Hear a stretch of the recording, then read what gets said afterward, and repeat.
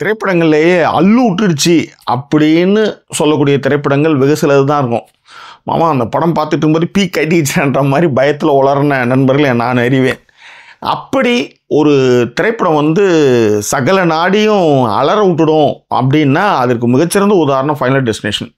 Final destination பற்றி நம்ம வந்து அந்த ஃபைனல் டெஸ்டினேஷனுடைய சீரீஸ்னுடைய எல்லா திரைப்படங்களை பற்றியும் நம்ம ஒரு வீடியோ பண்ணியிருக்கோம். அதை நீங்கள் தேடி பார்த்து கூட நீங்கள் என்ஜாய் பண்ணுங்கள். ரைட், இந்த ஃபைனல் டெஸ்டினேஷன் வந்து 2000 ஆரம்பித்தது முதல் பாகம்.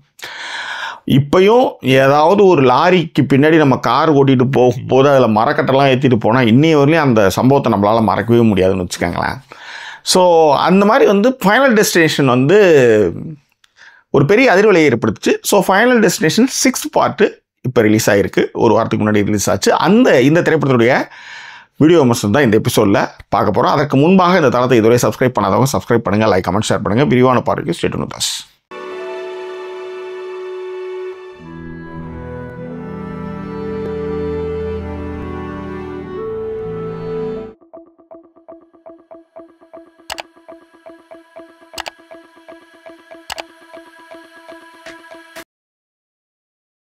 குரூரமான எண்ணங்கள், அடிமனதனுடைய கசடுகளுடைய வெளிப்பாடாக தான் நம்ம வந்து ஸ்லாஷர் மூவிஸ்லாம் நம்ம நிறைய பார்க்குறோம்.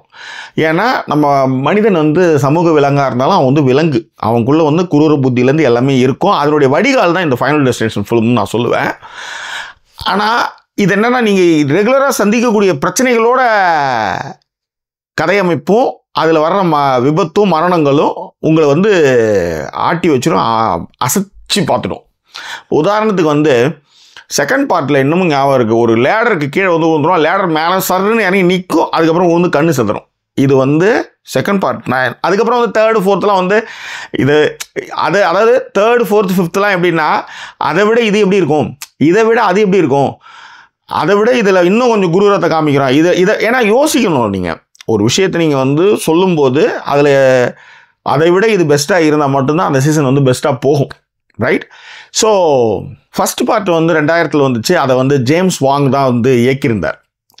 அதே மாதிரி ஃபைனல் டெஸ்டினேஷன் 3rd பார்ட்டே வந்து ஜேம்ஸ் வாங் தான் இயக்கியிருந்தார். இப்போ 6th பார்ட்டாக வந்து ஃபைனல் டெஸ்டினேஷன்ஸ் பிளட் லைன்ஸ், அது வந்து யாருன்னா 2 பேர், ஆடம் ஸ்டீன் அண்டு ஜேக் லிப்போஸ்கி, இவங்க 2 பேரும் தான் இந்த ஃபைனல் டெஸ்டினேஷன் 6th பார்ட்டை இயக்கியிருக்காங்க. ஏன்னா மற்ற 5 சீசனுமே பார்த்தீங்கன்னா அடுத்தடுத்து வந்தது. இப்போ உதாரணத்துக்கு 2000 ஆரம்பிச்சது first part, second part 2003, 3rd part 2006, 4th part 2009, 5th part 2011.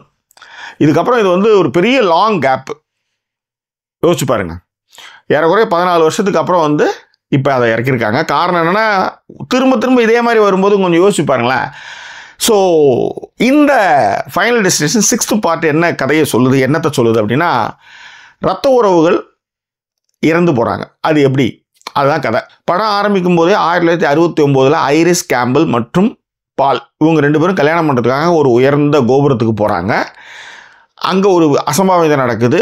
அதனுடைய நீட்சியாக ஒரு பொண்ணுக்கு தற்காலத்தில் கனவு வருது. அது யாருன்னு பார்த்தீங்கன்னா, கல்லூரி மாணவியான ஸ்டெஃபினி ரேஸ். அவங்க மேலே அவங்களுக்கு அந்த மாதிரியான கனவுகள் வருது. காரணம் என்னன்னா, அந்த கனவு யார் இது அப்படின்னு யோசிக்கும்போது வீட்டில் அப்பா அம்மா கிட்ட பேசும்போது அது அவங்களுடைய தாய் வழி சொந்தமான பாட்டி தான் வந்து ஐரிஸ் கேம்பிள், அவங்களுக்கு நடந்த துர்ச்சம்பவங்கள் தான் அப்படின்னு சொல்கிறாங்க. ஆனால் அந்த பாட்டிக்கிட்ட போய் பேசாத, அது வந்து ரொம்ப வந்து தனிமையாக இருக்கும், அதுக்கிட்டலாம் போகாதன்னும் போது இந்த பொண்ணு வந்து அவங்கள தேடிட்டு போகிறாங்க. தேடிட்டு போகும்போது தான் அவங்க வந்து இதை பற்றி ஃபுல் ஆராய்ச்சி பண்ணி அந்த பொண்ணுக்கிட்ட ஒரு புக்கையே சப்மிட் பண்ணுவாங்க. அந்த பொண்ணு நம்பாதும்போது நம்ப வைப்பாங்க. அது நம்புறது எப்படி அப்படின்றது நீங்கள் படம் பார்த்து தெரிஞ்சுக்காங்க. அதன் பிறகு ஸ்டெஃபினியோடைய ரத்த சொந்தங்கள் எல்லாமே ஒவ்வொருத்தவங்க சாகுறாங்க. அது எப்படின்றது தான் இந்த திரைப்படத்தினுடைய கதை. நான் தான் சொல்கிறேன், முதல் பாகத்தை விட 2ஆம் பாகம், 2ஆம் பாகத்தை விட 3ஆம் பாகம், நீங்கள் இயல்பாக ரெகுலராக சந்திக்கக்கூடிய விஷயங்கள்லே உங்களுக்கு வந்து பதட்டத்தை ஏற்படுத்தணும். அதுதான் வந்து திரைக்கதை. அந்த திரைக்கதைக்காக தான் எனக்கு தெரிஞ்ச இந்த 6 பார்ட்டுக்கு ரொம்ப நாள் கழிச்சு பார்த்தனாலே சொல்லி ஒரு தேட்டர் மெட்டீரியல். ஆனால் நம்ம ஏற்கனவே நம்ம இப்படி தான் நடக்கும் அப்படின்னும் போது ஓரளவுக்கு நம்மளால் யூகிக்க முடியுது. ஆனால் அந்த ஃபஸ்ட்டு வந்து அந்த ஐரிஸ் கேம்பிள் வந்து வயசானவங்க வந்து இறந்து போகிறது வந்து நிச்சயமாலுமே நம்மளால் யூகிக்கவே முடியாது. ஓகே, அந்த திசை காட்டும் கருவி மூலமாக அதெல்லாம் வந்து உண்மையிலே மிரட்சி. அடுத்தது வந்து ட்ரக்கு குப்பை லாரியில் போகிறது, அடுத்தது வந்து ஹாஸ்பிட்டலில் வந்து அந்த என்னது எம்ஆர்ஐ ஸ்கேனு, கிளைமேக்ஸு. உண்மையிலே கிளைமேக்ஸ் வந்து நான் எதிர்பார்க்கவே இல்லை. ரைட்டடா தப்பிச்சிட்டாங்கடா அப்படின்னும் போது பார்த்தா எல்லாத்தையும் போட்டு நாசி பண்ணிடுறானுங்க. இலகிய மனம் கொண்டவர்கள் இந்த படத்தை கண்டிப்பாக பார்க்க வேண்டாம். ஏன்னா உங்களுக்கு வந்து சுற்றி சுற்றி அடிக்கணும்னு வச்சுக்காங்களேன், அந்த மாதிரியான ஒரு ஃபிலிம் இது. தியேட்டர் எக்ஸ்பீரியன்ஸ் நிச்சயமாக இந்த படம் வந்து ஒரு தியேட்டர் எக்ஸ்பீரியன்ஸு. 1969 அப்பேற்பட்ட ஒரு கட்டணம் அப்படின்றது கொஞ்சம் இதுவாக தான் இருந்தது. ஆனால் இருந்திருக்கும். ஏன்னா நம்ம ஊரில் இப்போ தான் வந்து டியூப், அதாவது நம்ம வந்து சுரங்க ரயில் பாதையே இப்போ தான் நம்ம வந்து மெட்ரோலாம் இருக்குது. இவங்களாம் 1879-80 இவங்களாம் வந்து டியூப் போட்டாங்க லண்டன்லாம் சொல்கிறேன். ஸோ அதனால் அங்கே வந்து அது சாத்தியங்கள் தான், அந்த உயர்ந்த கோபுரம்லாம் சாத்தியம்தான். பட் எனிவே தியேட்டர் மெட்டீரியல் தான், பார்த்து என்ஜாய் பண்ணுங்கள். இதுக்கு மேலே அது வந்து சொன்னோம்னா ரிவீல் ஆனால் எல்லாமே போயிடும்.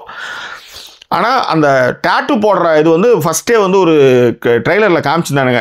என்னெல்லாம் யோசிக்கிறீங்கடா அப்படின்ற மாதிரி.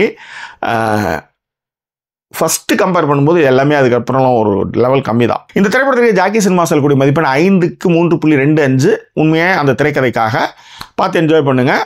கண்டிப்பாக வயது வந்தவர்கள் மட்டும், பிகாஸ் ஆஃப் ஹெவி வயலன்ஸ். வேறு என்ன, இலகிய மனம் கொண்டு பார்க்காதீங்க. தேட்டர் எக்ஸ்பீரியன்ஸ் பார்த்து உங்களுடைய கருத்துக்களை தெரிவிங்க. மீண்டும் வேறு ஒரு எபிசோட் உங்களை நான் சந்திக்கிறேன். அதுவரை நன்றி கூறிய விருது உங்கள் ஜாக்கி சேகர். நன்றி, வணக்கம்.